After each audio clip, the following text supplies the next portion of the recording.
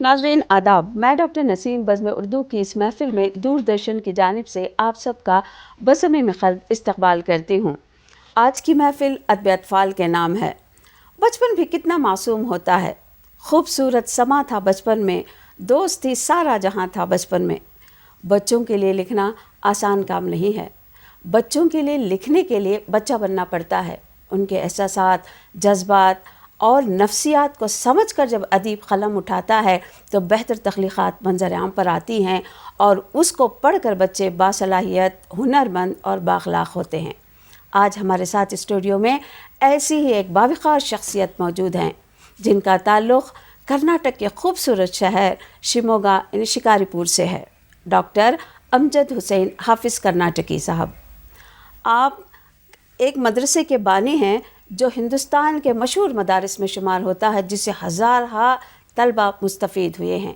यहाँ के तलबा की ख़ासियत ये है कि ना सिर्फ उर्दू ज़बान में महारत रखते हैं बल्कि ज़बान पर मुकम्मल अबूर है इनको। ऐसी शख्सियत आज हमारे दरमियान मौजूद हैं। तो सर, मैं आपका दूरदर्शन की जानिब से इस महफ़िल में इस्तक़बाल करती हूँ। सबसे पहले हम ये बताएं कि अदब अतफ़ाल में और आम अदब में क्या फ़र्क है? आपने बहुत अच्छा सवाल किया जी। ममनून हूँ, मशकूर हूँ कि मैं ख़ासकर दूरदर्शन का भी। सबसे बड़ी बात, अदब अतफ़ाल और आम अदब में बहुत फ़र्क है। अदब अतफ़ाल आप समझ सकते हैं, अदब है, अदब तो जानते हैं, अतफ़ाल जी तिफ़ल से आ गया तो मालूम ये हुआ कि ये बच्चों का अदब है। जी बच्चों का अदब बिल्कुल, इसे बच्चा, जैसा आपने अपने तमहीदी कलिमात में कहा भी जी कि बच्चा बनकर लिखना पड़ता है। जी और बच्चा बनना ही नहीं बल्कि बच्चों की नफ्सियात से भी वाकिफ़ होना पड़ता है। बेशक। बच्चों के अंदर उतर कर लिखना मामूली बात नहीं।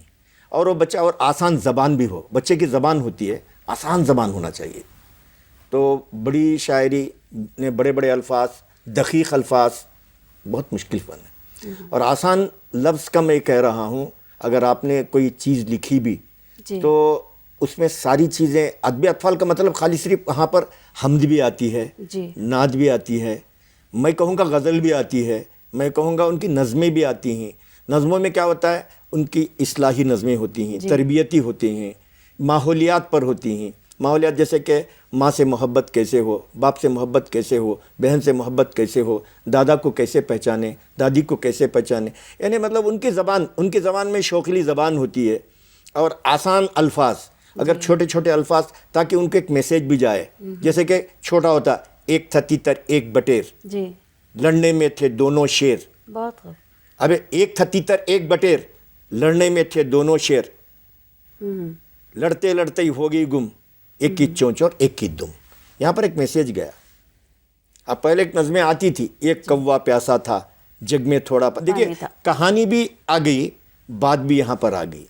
तो इस तरह की नज़मों का बहुत ज़रूरी है कि ये अदब अतफ़ाल बोल को आसान, यहाँ मुश्किल बातें होती हैं लेकिन बच्चों के अदब में लाएगी। टहनी पे किसी शजर की तन्हा, अजय अल्लामा इक़बाल ने लिखा है, लेकिन वहाँ पर भी किस्सा आपके सामने आ रहा है। इस तरह का बच्चों का अदब जो है, बच्चों को के तर्ज पर लिखना पड़ता है। मैं कहूँगा आपको मुख्तसर एक ही लाइन में, ये LKG का अलग है तो UKG का अलग है, तो नर्सरी का अलग है, पहली जमात से चौथी जमात तक का अलग है, और आप तहतानिया, वस्तानिया, फ़ौक़ानिया, इसका सब अलग अलग अलग होता है। ये तमाम अदब अतफ़ाल में शामिल होता है। यहाँ तक मैं कहूँ, आपका पढ़ने वाला सब बच्चा, SSLC तक भी जो आपको मैट्रिक तक भी हो, तो वो बच्चा भी समझें बच्चा ही है हमारी नज़र में, और उनकी ज़बान में लिखना चाहिए बस, ताकि बच्चा बेहतर तौर पे समझ सके। बहुत सही बात। बच्चों के लिए शायरी लिखने के लिए किस पहलू को मद्देनज़र रखना लाज़मी? देखिए, बच्चों के लिए शायरी में मैं सबसे पहले बोला कि ज़बान आसान हो,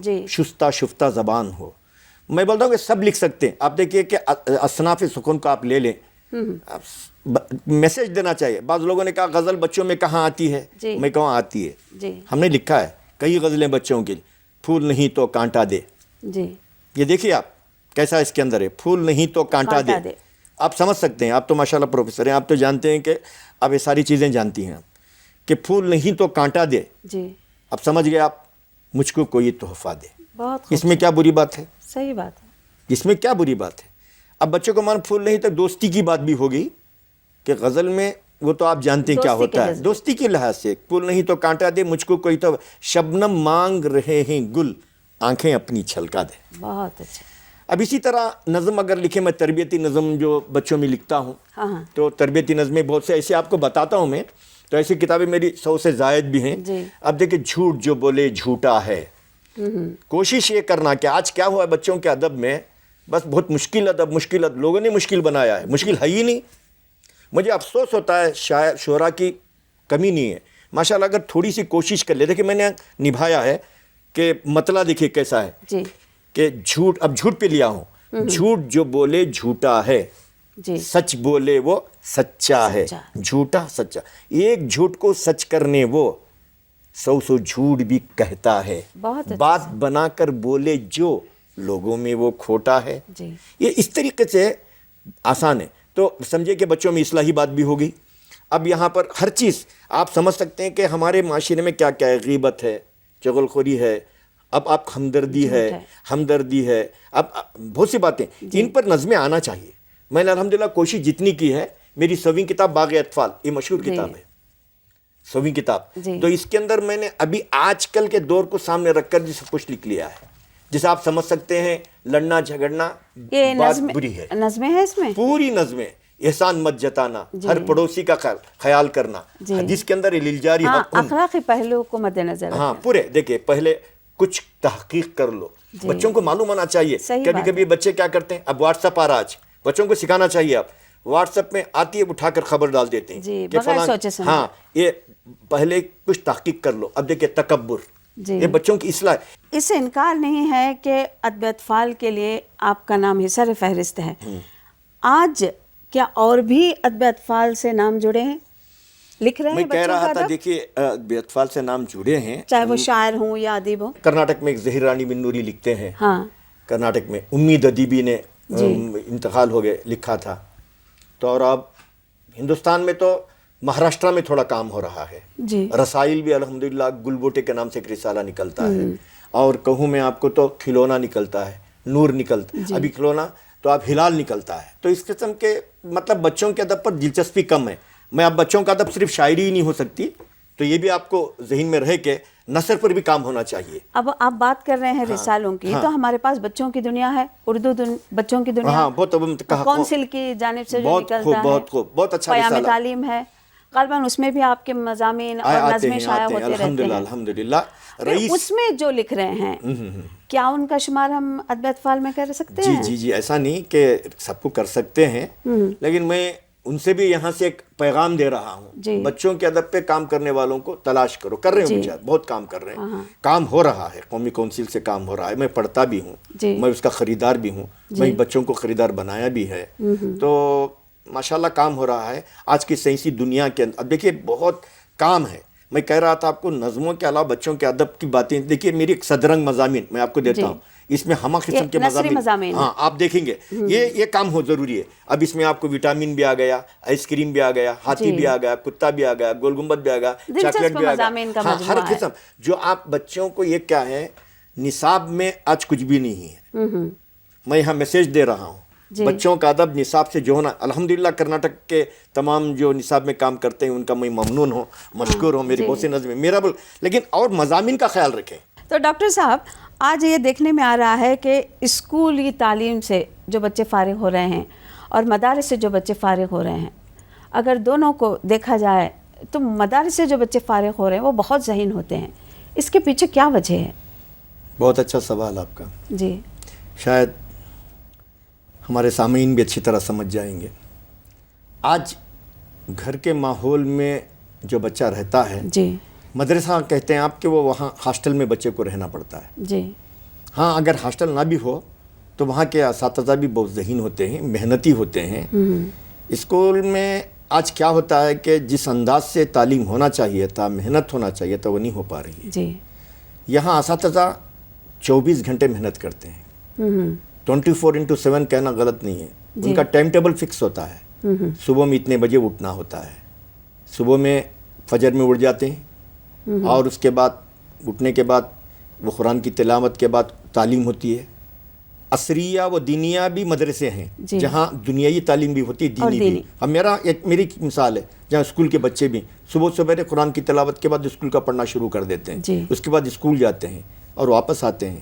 آتے ہی ان کو فوراً اور پڑھنے بٹھا دیتے ہیں. جی. ہوم ورک ہوتا ہے، چیکنگ ہوتی ہے، نگرانی ہوتی ہے. وہاں نگرانی ہوتی ہے، مستقل طریقے سے نگرانی ہوتی ہے. اس کی وجہ سے مدرسے کی تعلیم اچھی ہوتی ہے. ایسا نہیں یہاں پر گھر میں بچہ جانے کے بعد ماں باپ ان کا خیال نہیں رکھتے بچہ کہاں جا رہا ہے. یہ صرف ٹیوشن کے قائل ہوتے ہیں. وہ کچھ بچے ٹیوشن دے کے اچھے ہو جاتے ہیں، لیکن یہاں بچوں کی صرف تعلیم ہی نہیں ہوتی بلکہ بچوں کی تربیت بھی ہوتی ہے. یہ سب سے اہم بات ہے. تربیت بھی ہوتی ہے. وہ تربیت، وہ بچہ کیا کر رہا ہے، کہاں جا رہا ہے، کہاں بیٹھ رہا ہے، کس سے بات کر رہا ہے. اساتذہ اسے بالکل نظر رکھتے ہیں. یہاں مدرسے میں دیکھتا ہوں کہ نگرانی ہوتی ہے. جی. استاد پڑھا کے جانے والا نہیں ہوتا، وہاں نگران کار ہوتا ہے. تب چل کر مدرسے کی تعلیم اچھی ہوتی ہے. اور اس میں اگر آپ بات کریں تو لڑکیوں کی تعداد آج کل زیادہ دیکھنے کو ملتی ہے لڑکوں کی بنسبت. تو کیا دینی شعور ہے؟ میں کہہ رہا ہوں آپ کو کہ ابھی الحمدللہ ثم الحمدللہ جی. ایک زمانہ تھا لڑکیوں کی تعلیم پر اتنی دلچسپی نہیں تھی. جی. آج میں سمجھتا ہوں کہ تعداد بھی انہی کی زیادہ ہے. خود میرے پاس ایک ادارہ ہے جہاں پر زبیدہ ایجوکیشن، میں زبیدہ اس وقت زبیدہ میرا جو ادارہ ہے کنڑا میں سے زبیدہ ودیا سمستے کہتے ہیں، گلشن زبیدہ کے نام سے مشہور ہے. تو وہاں پر LKG سے میرے پاس ڈگری تک کی تعلیم ہے. میں نے لڑکیوں پہ بہت زیادہ توجہ بھی دی ہے. اور بچیاں وہ دلچسپی سے الحمدللہ ہاسٹل میں بھی ہیں، غیر ہاسٹل کی ماشاءاللہ بہت دلچسپی سے پڑھتی ہیں، ٹاپ میں بھی آتی ہیں الحمدللہ. کہ اس مرتبہ میں اپنے رزلٹ بھی دیکھا تو پاس کا سوال ہی نہیں ہے، پورے کے پورے ڈسٹنکشن، پورے کے پورے فرسٹ کلاس. بہت اچھے سے. یہ ایسا ہوتا ہے، بچیاں بہت چالاک ہوتی ہیں. اور بچوں کو تعلیم ضروری بھی ہے. ایک زمانے میں لوگوں کو سمجھ میں نہیں آیا تھا کہ میں اپنا بچپن یاد کرتا ہوں 7ویں جماعت کے بعد شاید لڑکیوں کی تعلیم ختم ہو جاتی تھی. میں پڑھنے کا زمانہ، آئی واز اے ٹیچر، میں پڑھانے کے زمانے میں بھی دیکھا. میں تقریباً 1991 کی بات کرتا ہوں. 5ویں جماعت کے بعد دیکھتا تھا کہ بچوں کو نہیں پڑھاتے تھے. 7ویں کے بعد ختم، شادی ان کو یہ ہو جاتی تھی. آج نہیں ہے، اللہ کا شکر ہے. میں ہر طرف دیکھ رہا ہوں، ہر جگہ پورے ہندوستان میں تعلیم، خاص کر کرناٹک میں تو کہہ رہا ہوں، اور مہاراشٹرا میں دیکھ رہا ہوں، تلنگانہ میں دیکھ رہا ہوں، آندھرا میں دیکھ رہا ہوں. بعض ماشاءاللہ بہت زیادہ تعلیمی معیار بھی اونچا ہوتا جا رہا ہے. تعلیمی معیار بہت اونچا ہے. آپ بھی الحمدللہ اس پیشے سے آپ بھی جڑے ہوئے ہیں، دیکھ رہے ہیں الحمدللہ. اور اب بات کریں سیرت نبوی صلی اللہ علیہ وسلم پر بھی آپ نے کئی کتابیں لکھی ہیں بچوں کے نہج پر.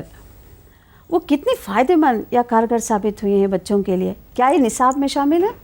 الحمدللہ یہ بھی کہتا ہوں کہ شکر اللہ کا کہ نصاب میں یہاں کے شامل بھی ہیں. جی.